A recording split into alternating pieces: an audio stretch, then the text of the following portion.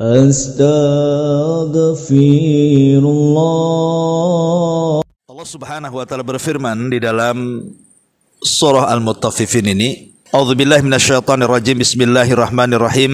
Wailun lil mutaffifin. Celakalah bagi orang-orang yang curang dalam menakar dan juga menimbang. Alladzina idza qtalu 'alan nasi yastawfun. Orang-orang yang apabila menerima takaran dari orang lain, mereka minta dicukupkan. Wa idza kaluhum aw wazanuhum yuhsirun. Dan apabila mereka menakar ataupun menimbang untuk orang lain, mereka pun justru mengurangi. Surah Al-Mutaffifin ini, ikhwan, ada yang mengatakan dia ada surat yang terakhir turun sebelum hijrah Nabi. Tapi ada juga yang mengatakan dia surat yang turun di awal-awal hijrah Nabi ke kota Madinah. Tapi ada juga yang mengatakan bahwa separuh surat itu turun di Mekah dan separuhnya turun di kota Madinah. Tentu ulama tafsir memiliki alasan tersendiri kenapa ada yang berpendapat Makkiyah, ada yang berpendapat Madaniyah, dan ada yang berpendapat dua-duanya. Abdullah bin Abbas radhiyallahu anhuma berpendapat bahwa surah Al-Mutaffifin ini adalah Madaniyah. Karena sebelum hijrah Nabi SAW di kota Madinah, orang-orang Yahudi itu mereka terbiasa curang dalam berjual beli. Jadi ekonomi Madinah itu kan dipegang orang-orang Yahudi. Di sana ada namanya pasar Bani Kunaiko. Itu pasar besarnya orang-orang Yahudi. Dan dikenal dengan kecurangan dalam dagang. Jadi ketika Nabi SAW kemudian hijrah ke kota Madinah, dia melihat buruknya perdagangan orang-orang Yahudi di Madinah. Dari sini turunlah ayat wailulil mutaffifin alladzina idza qtalu 'alan nasi yastawfun wa idza kaluhum aw wazanuhum yukhsirun. Itu di antara sebab kenapa turunnya surah Al-Mutaffifin ini. Adapun surah Al-Mutaffifin sendiri, kalau kita melihat dari jumlah ayat, dia memiliki 36 ayat. Kemudian 109 kalimat dan 430 huruf. Dan tartib Al-Quran dia masuk pada surat ke-83. Itu dari segi tartib ayat dan kalimat. Taib, masyarul muslimin yang dimuliakan Allah Subhanahu wa taala, kenapa kemudian Allah Subhanahu wa taala memulai dengan kalimat wailun? Apa itu wailun? Sebagian ulama tafsir mengatakan wailun itu adalah doa kecelakaan, kebinasaan. Tapi juga ada yang mengatakan dia adalah sebuah lembah yang terdapat di dalam neraka jahanam, yang sangat dalam, sangat gelap dan sangat busuk sehingga jahanam sendiri merasa ketakutan dengan lembahnya. Dari sini kata Al-Hafidh Ibnu Hajar Al-Asqalani, pengarang kitab Fathul Bari, mengatakan bahwa melakukan tatfif, curang dalam berdagang dengan cara mengurang-urang takaran atau timbangan, termasuk minal kabair, dosa dari dosa-dosa besar. Dan itu juga dicantumkan Imam Zahabi dalam kitabnya Al-Kabair. Salah satunya beliau membuat bab tentang masalah at-tatfif, mengurang-urang takaran ataupun mengurang-urang timbangan atau curang dalam dagang. Kenapa demikian? Karena definisi dosa besar sendiri adalah setiap dosa yang ada ancamannya. Kalau dosa kecil kan tidak ada ancamannya, tapi dosa. Tetapi kalau dosa besar itu identik dengan ancaman. Baik ancaman itu di dunia ataupun di akhirat. Pokoknya setiap dosa mengandung ancaman. Di dunia pamannya potong tangan, rajam, didera, diasingkan. Berarti dosa yang ada ancaman di dunia itu disebut dosa besar.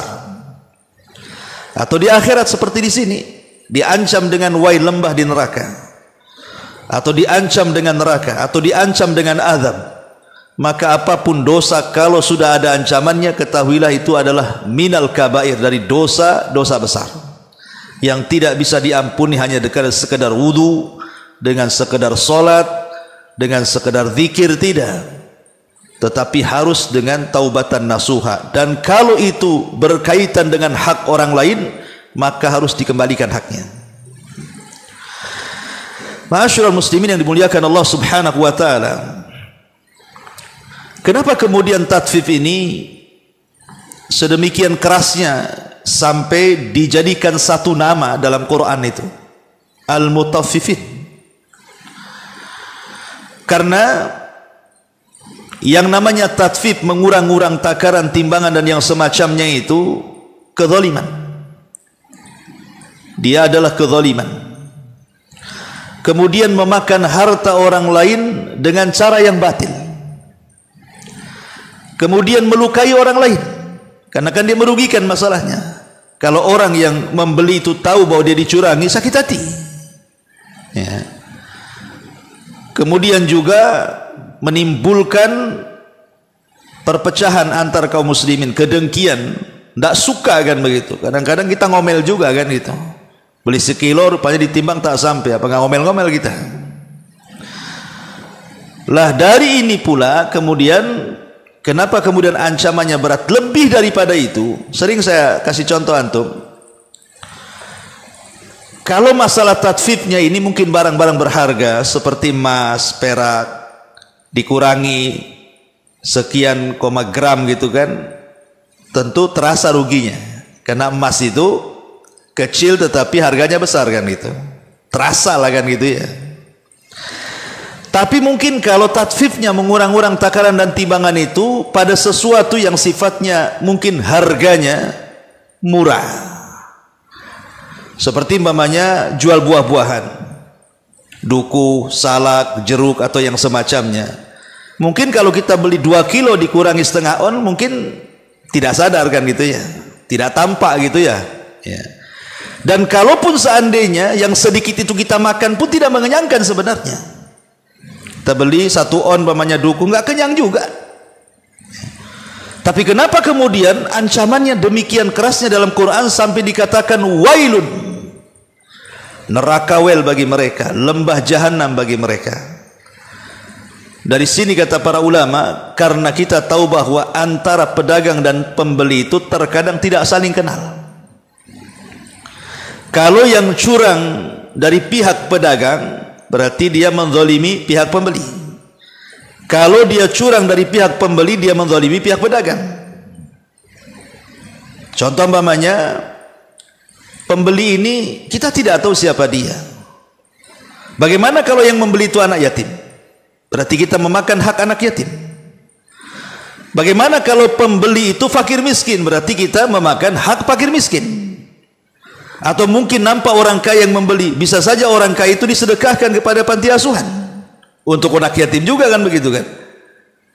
Ataupun sebaliknya, kita yang membeli ini kadang-kadang kita minta ditambah, kita tidak tahu penjual ini orang kaya kah, orang miskin kah, kita tidak tahu.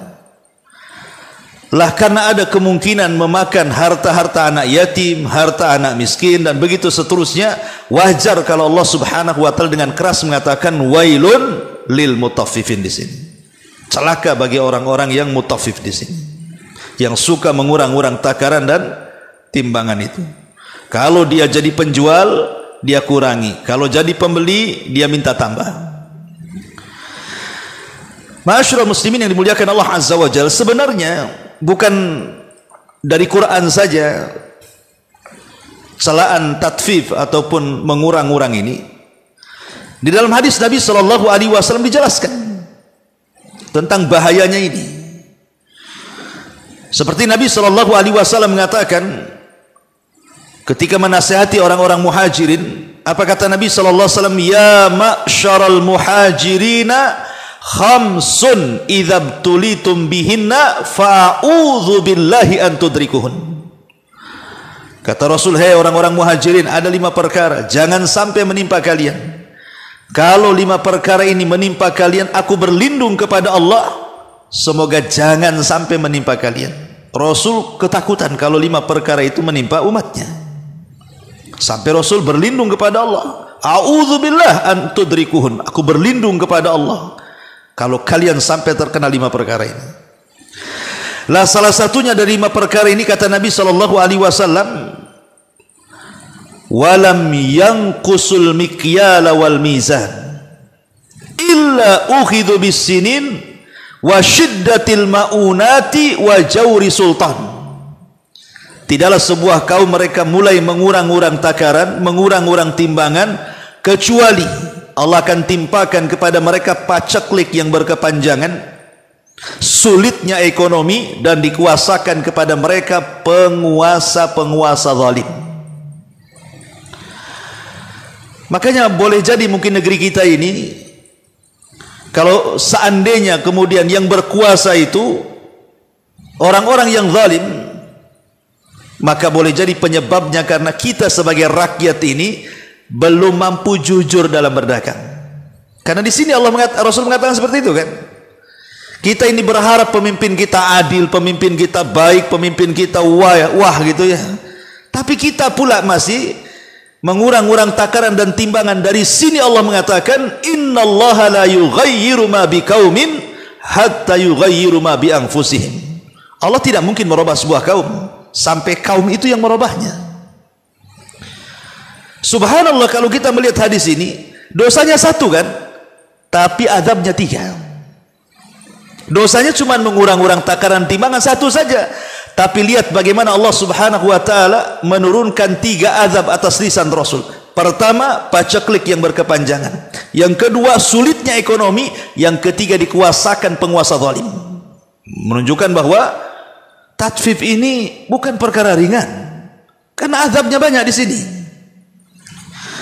Ma'asyiral muslimin yang dimuliakan Allah subhanahu wa ta'ala, makanya di antara bahaya tatfif ini disebutkan oleh para ulama. Pertama, sababun lisuhtil jabbar. Tatfif ini menyebabkan datangnya kemurkaan Allah subhanahu wa ta'ala kepada kita. Allah akan murka kepada kita karena Allah sudah mengancam dalam Quran dan Rasul sudah mengancam dalam hadisnya. Kemudian yang kedua, akan ditimpakan berbagai macam azab yang tadi disebutkan oleh Nabi. Bisa saja paceklik yang berkepanjangan, ataupun susahnya ekonomi, ataupun dikuasakan kepada kita penguasa-penguasa zalim. Kemudian yang ketiga, tatfif ini dalil tentang bakhilnya manusia. Kenapa kemudian dia mengurang-urang takaran? Karena bakhil kan. Kalau dia tidak bakhil, dia tidak akan mengurang-urang takaran. Pasti dia akan lebihkan takaran itu sebagai sedekah sir, sedekah yang tidak ada yang tahu kecuali pedagang dengan Allah kan.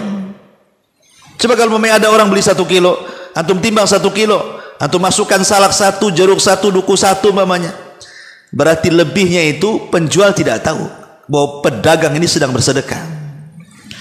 Dan Nabi mengatakan shadaqatus sir tudfi'u ghadabar rabb, bahwa sedekah yang diam-diam itu bisa memadamkan murka Allah.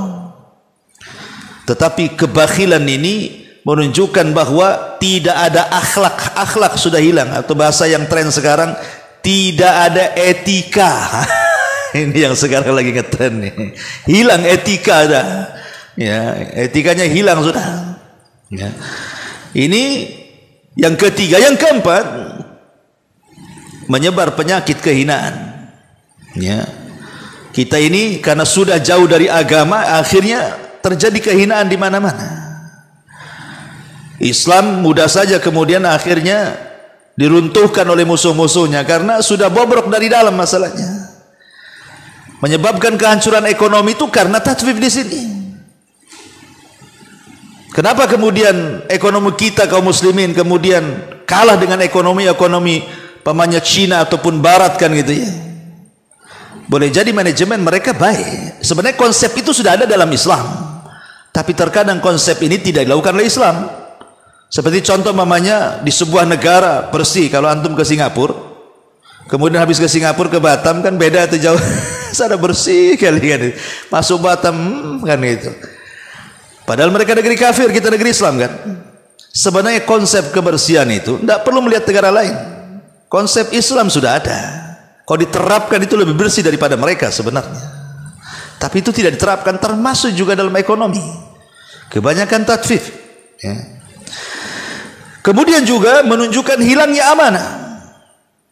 Dan ini tanda-tanda akhir zaman. Karena ketika Nabi SAW berbicara soal tanda-tanda kiamat itu, salah satunya apa? Idha'atul amanati, ketika amanah sudah tidak ada. Karena tatfif ini bagian daripada khianat. Seorang pedagang berkhianat kepada pembeli, atau sebaliknya, hilang amanah, ya. Dan tatfif ini bagian daripada dosa besar, sebagaimana perkataan Al-Hafidh Ibnu Hajar Al-Asqalani rahimahullahu ta'ala. Ini kerusakan daripada tatfif, suka mengurang-urang takaran, mengurang-urang timbangan, mengurang-urang meteran, atau curang dalam berdagang. Adapun pengaruh buruknya, baik atas individu ataupun masyarakat, ikhwan. Pertama, bahwa mereka akan terkena al-khusran, kerugian, baik di dunia ataupun di akhirat. Karena Allah mengatakan dalam surah Asy-Syu'ara ayat 181 ketika menceritakan tentang kisah kaum Syu'aib.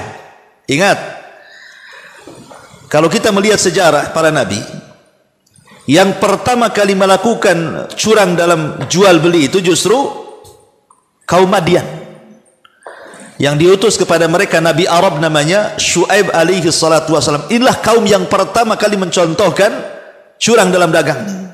Kaum Madian namanya.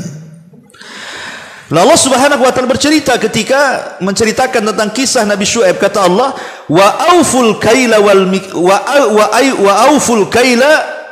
wal mizan wa la takunu minal muhsarin. Wa auful kaila wa la takunu minal muhsirin. Wa auful kaila, sempurnakan timbangan kalian, dan janganlah kalian termasuk orang-orang yang merugi. Rugi dunia dan rugi akhirat. Apa yang dimaksud kerugian di sini? Hilang berkah. Hilang berkah. Ingat bahwa niat para penjual ini dengan cara curang dalam berdagang, dengan mengurang-urang takaran, timbangan dan meteran itu kan pasti cuma satu, ingin dapat keuntungan lebih. Dia kira dengan cara seperti itu bisa kaya, bisa cepat dapat keuntungannya. Akhirnya dia pun melakukan kecurangan. Hakikatnya dia rugi, karena sebenarnya walaupun dia curang ataupun tidak curang, tetap dapatnya segitu. Kenapa demikian? Karena rizki Allah sudah diatur. Kamu mau curang, mau jujur, tetap dapat segitu. Kan sudah diatur rizki kita. Ketika kita ini di perut ibunda kita, kemudian malaikat datang mencatat rizkinya, dan dicatat rizki kita ini. Lah kalau sudah dicatat rizki kita, ngapain curang dalam dagang? Toh anda curang ataupun tidak curang tetap dapat segitu. Justru yang terjadi, walaupun secara kasat mata dapat keuntungan banyak, hakikatnya dihilangkan berkah dalam harta kita. Rugi itu di dunia, bagaimana di akhirat? Ya, ini yang pertama. Yang kedua, al-fasadu fil ardi. Orang ini telah melakukan kerusakan. Wala ta'thau fil ardi mufsidin. Janganlah kalian melakukan kerusakan di permukaan bumi. Jadi orang yang melakukan tatfif ini hakikatnya dia sedang melakukan kerusakan di permukaan bumi. Karena kenapa melakukan kerusakan? Ya tadi, menimbulkan perpecahan, menimbulkan kedengkian, menimbulkan permusuhan, akhirnya kan rusak, akhirnya pertemanan pun jadi tidak baik, ya, dan begitu seterusnya. Kemudian yang nomor 3, fuqdanul amni al-ijtimai, hilang keamanan, udah nggak merasa aman lagi akhirnya kan. Malas kita mau beli gitu. Kenapa? Nggak tahu, beli sekilo dikurang-kurang, nggak aman saya di pasar ini, di pasar sana aja lah kan, itu ya. Hilang keamanan, padahal aman itu nikmat Allah terbesar, ya kawan. Keamanan itu nikmat Allah terbesar.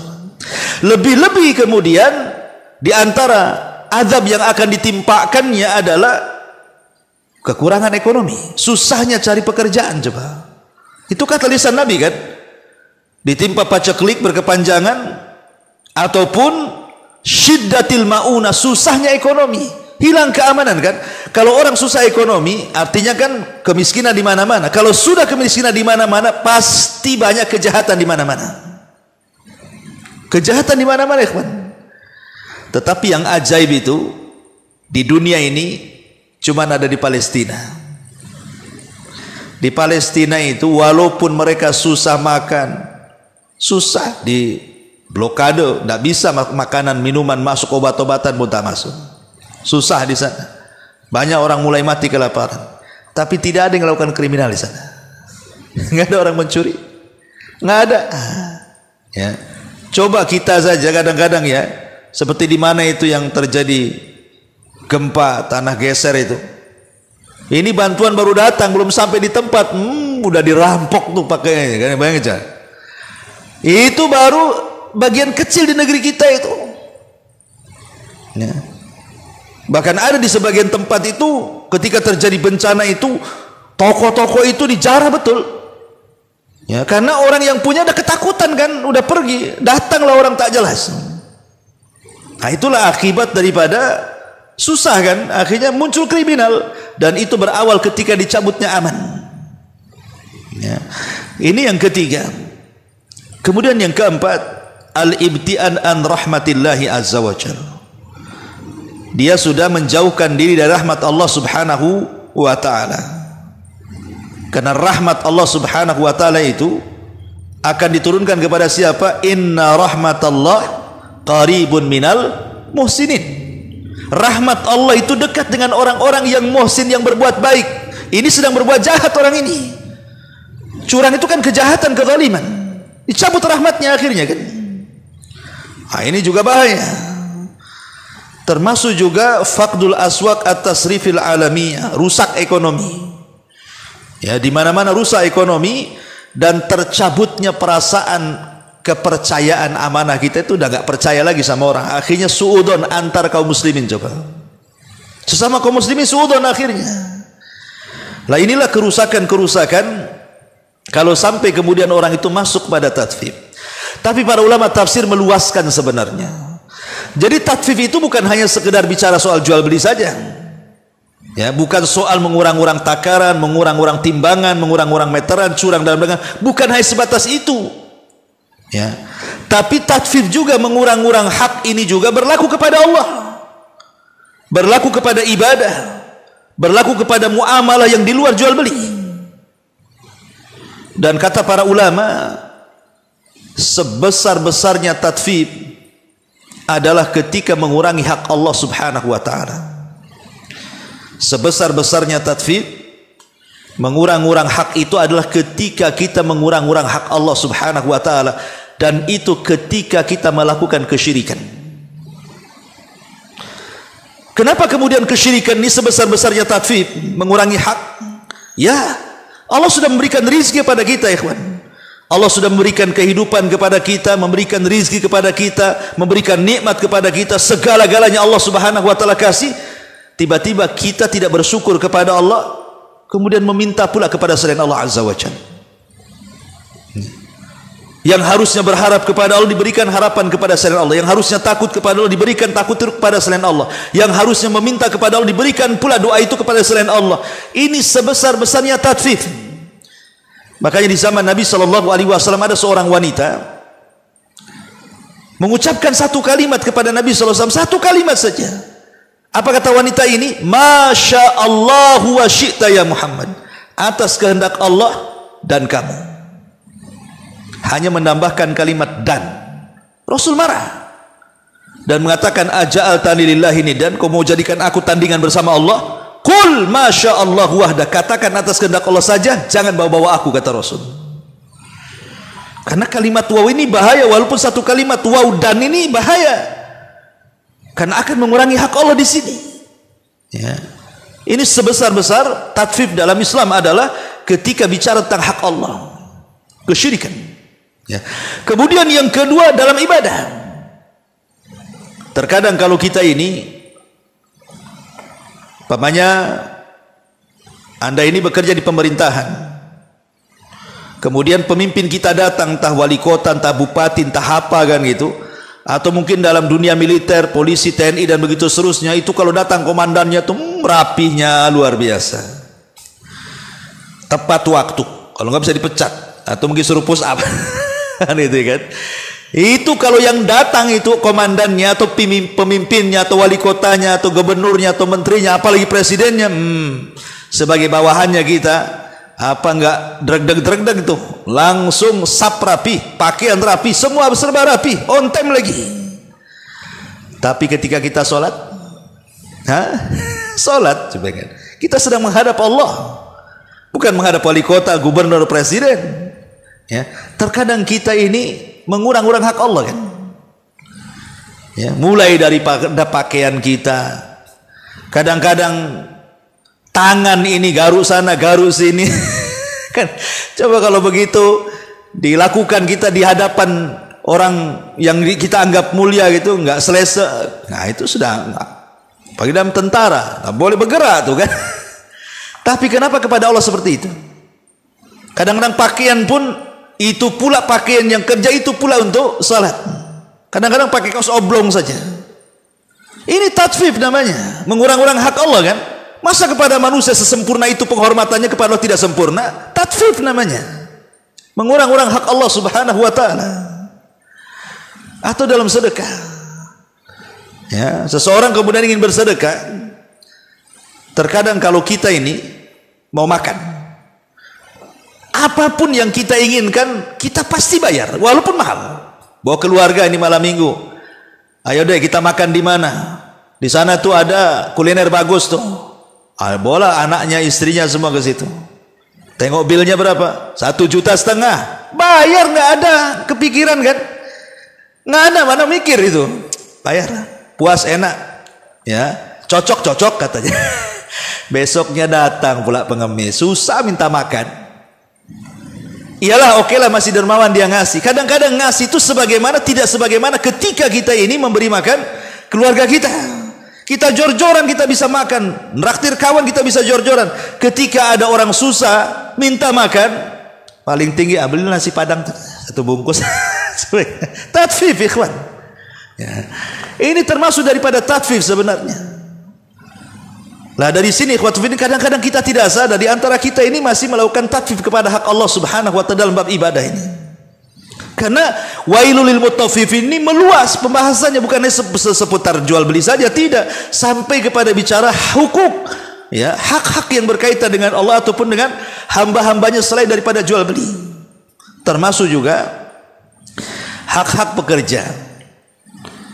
Ya, seperti umpamanya kita bekerja kepada seseorang atau mungkin di PT atau di mana.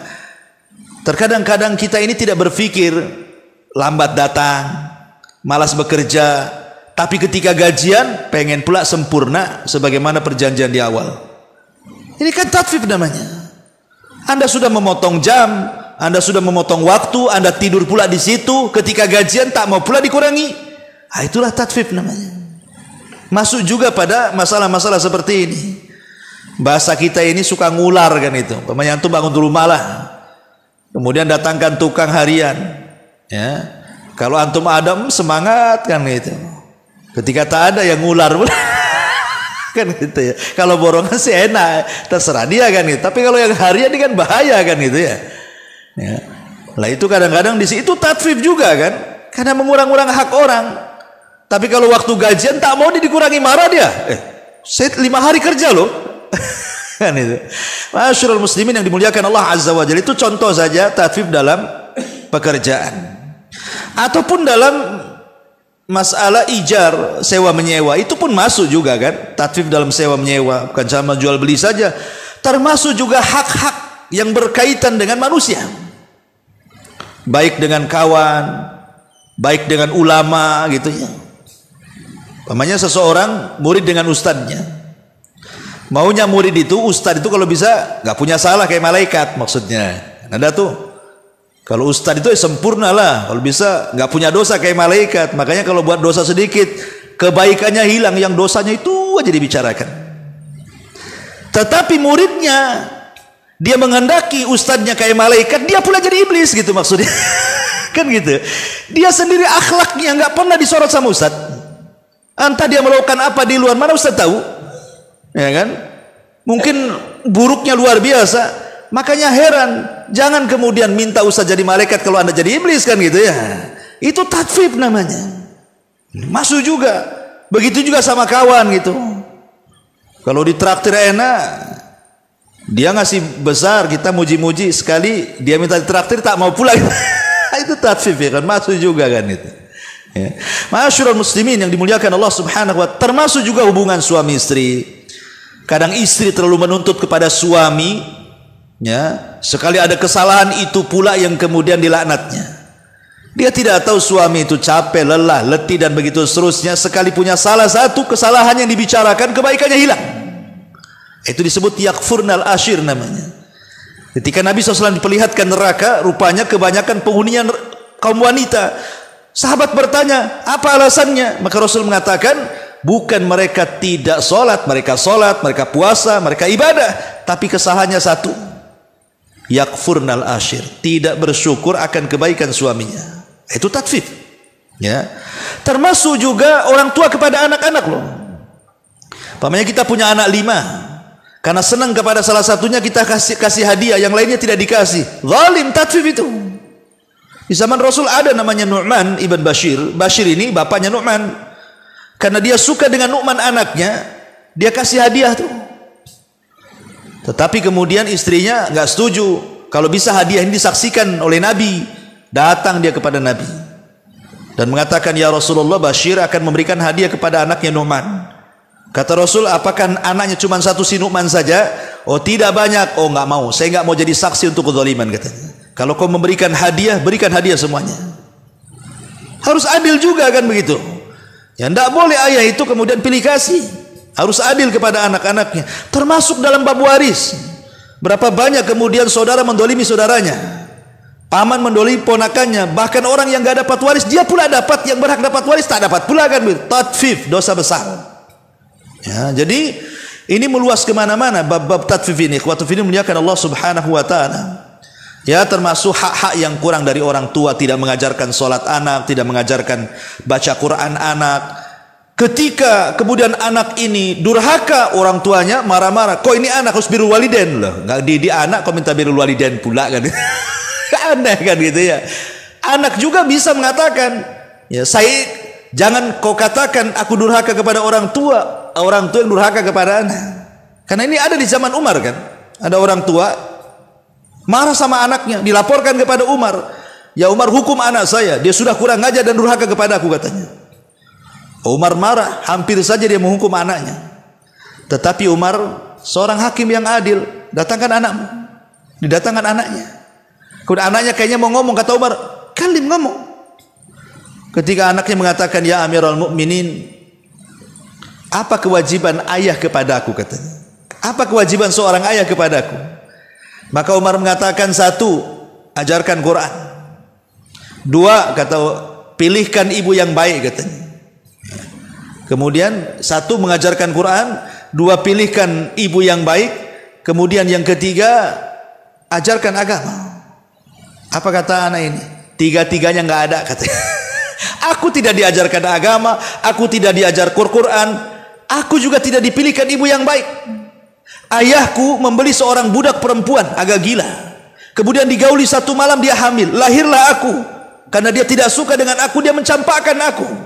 Kemudian aku diberi nama Ju'lan katanya. Ju'lan ini sejenis binatang. Bukan kurang ajar tuh. Setelah sudah besar saya durhaka, tiba-tiba dia mengatakan akan menghukum aku dan melaporkan kepada Anda wahai Amirul Mukminin. Umar marah dan mengatakan, pergi kasus tutup katanya. Nggak ada lagi katanya. Ya, sebelum anakmu durhaka kepadamu katanya, engkau yang lebih durhaka dulu kepada anak. Itu tatfif karena ini kan tatfif ya kan. Nggak boleh juga gitu ya.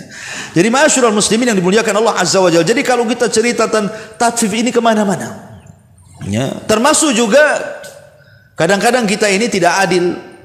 Umpamanya ada di satu instansi ya, yayasan, masjid atau yang lain, ada rapat imam dengan pengurus umpamanya.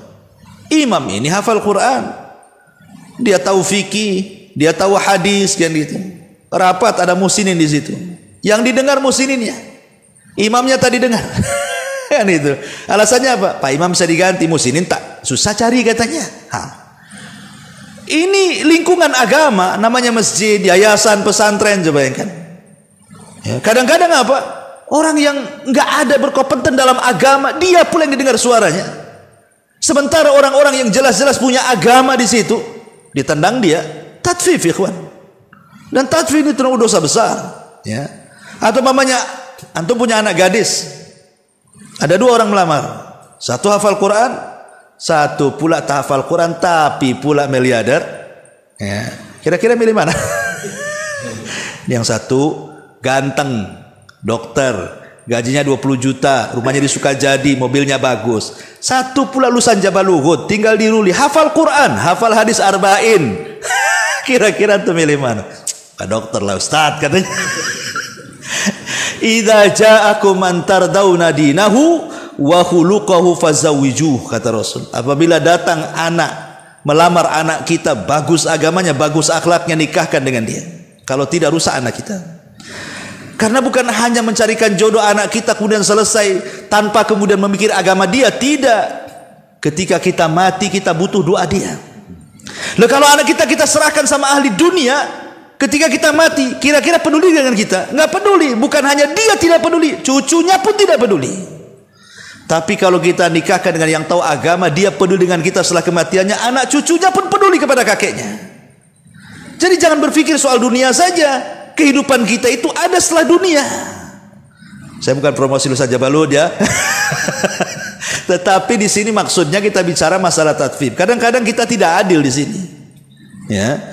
Jadi memang tatfif ini larinya kemana-mana. Makanya kemudian Allah Subhanahu Wa Taala mengatakan wailun lil mutaffifin, celaka bagi orang-orang yang tatfif ini.